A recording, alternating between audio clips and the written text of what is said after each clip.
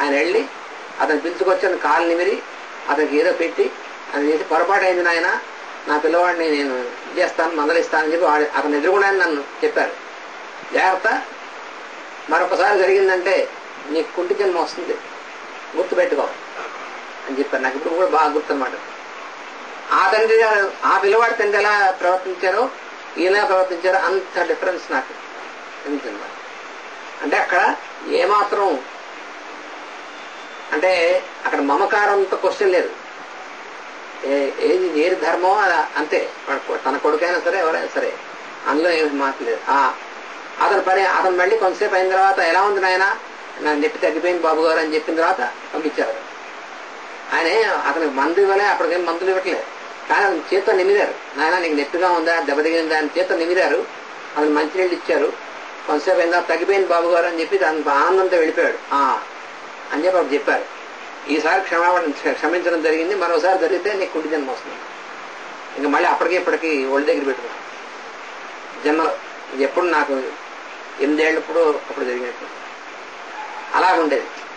అలాగే ఇంకో ఇంట్లో అరణల్పేటలో ఇంకో ఇంట్లో ఉండేవాళ్ళం. అప్పటికి మా లక్ష్మి చాలా చంటికలు. అప్పుడు ఒక ఇన్సిడెంట్స్, అప్పుడు కొన్ని తమాషైన ఇన్సిడెంట్స్. మా పక్క పోర్షన్లో ఒక ఫ్యామిలీ ఉండేవారు, మేము ఉండేవాళ్ళం. వాళ్ళకు కూడా అప్పటికి 3 పిల్లలు. అప్పటికి ఇంకా ఈ బ్రాడీపేటకి రాకముందు ఆర్థికమైన పరిస్థితి మాత్రం ఎప్పుడు అంతే చాలా, కానీ జరుగుతూ ఉండేది. అక్కడ ఒక డిస్పారిటీ జరిగింది. ఎలాగంటే నాకు ఇప్పటికి కూడా అది కూడా బాగా గుర్తు. నాకు ఆ ఇంట్లో ఆయన ఆ పిల్లల తండ్రి పొద్దున్న ఏం చేసేవాడంటే పెద్ద కురాన్ని పిలిచి, వాడు ఇంచుమించు నా వయస్సు వాడే, వాడిని పిలిచి వరే హోటల్కి వెళ్ళి 2 ఇడ్లీ పట్టరా అని తెప్పించేవాడు. ఆ పట్టుకొచ్చిన తర్వాత ఆ పిల్లలు భార్య ఎదురుకుండా కూర్చుని ఆయన ఆ ఇడ్లీ తనే తినేవాడు. ఈ పిల్లలు చెర్లు కట్టుకుని కూర్చునేవాళ్ళు. ఏమిటంటే నాన్నగారు మన కోసం చాలా కష్టపడి సంపాదిస్తున్నారు కాబట్టి వారు తినాలి అని చెప్పి. పక్క పోర్షన్లో మేము, ఇక్కడ పరిస్థితి ఏమిటంటే మాకు పెట్టి ఇంటికి వచ్చిన వాళ్ళకి పెట్టి, ఆ పిల్లలు కూడా పాపం ఆవరవారంటూ ఉండేవాడు మాది ఆడుకోవడానికి, వాళ్ళని పిలిచి వాళ్ళకి పెట్టి ఉంటే తినేవారు అమ్మగారు నాన్నగారు, లేదా తినేవారు కాదు, మంచి తగ్గుతున్నాడు. ఇక్కడ పరిస్థితి అది, అక్కడ పరిస్థితి. అంటే ఈ రెండింటికి ఎంత హెల్ ఆఫ్ డిఫరెన్స్. అంటే మనం ఎలా ఉండాలి అనేటువంటి ఆ తర్వాత హోమియోపతి క్లాసులు చెప్పేవాళ్ళు, మాస్టర్ క్లాసులు చెప్తున్నప్పుడు అప్పుడు ఒకనొక డ్రగ్ చెప్తూ ఆయన లక్షణాలు చెప్పినప్పుడు నాకు కరెక్ట్ గా గుర్తొచ్చింది. అమ్మా ఇదే సంగతి. అంటే ఎందుకు అలా బిహేవ్ చేస్తున్నా అంటే అతను పేషెంట్ కాబట్టి అని చెప్పి నాకు అర్థమైంది. అదొక రకమైన వ్యాధి.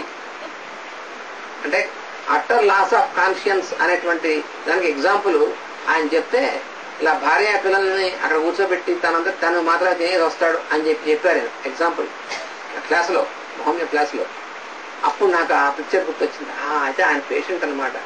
అంటే అలా ఉన్నటువంటి వాడికి తర్వాత 8 సంవత్సరాల తర్వాత ఏ వ్యాధి వస్తుందో చెప్పారు. కరెక్ట్ గా ఆయన అలాంటి వ్యాధి వచ్చి తెచ్చిపోయాడు. ఎప్పుడు 25 ఏళ్ల తర్వాత.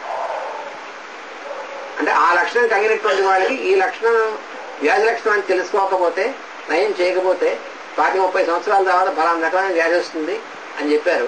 ఆయన సరిగ్గా 25-30 సంవత్సరాల తర్వాత మళ్ళీ శ్రీశైలంలో మాస్టర్ క్లాసులు పెట్టినప్పుడు అక్కడ మేము ఆయనతో కూడా ఉన్నాం. క్లాసులు చెప్పినప్పుడు ఆ క్లాసులు నేను కూడా అటెండ్ అయ్యాను. అక్కడ ఆయన కూతురు అల్లుడు ఆ ఊళ్ళో ఉన్నారని అక్కడికి వచ్చాడు ఆయన. ఆ 25-30 సంవత్సరాల తర్వాత అప్పుడు చూశాం. అప్పుడు సరిగ్గా ఈయన ఏ వ్యాధి వస్తుందన్నారో ఆ వ్యాధితో బాధపడుతున్నాడు. ఎంత ఆశ్చర్యం.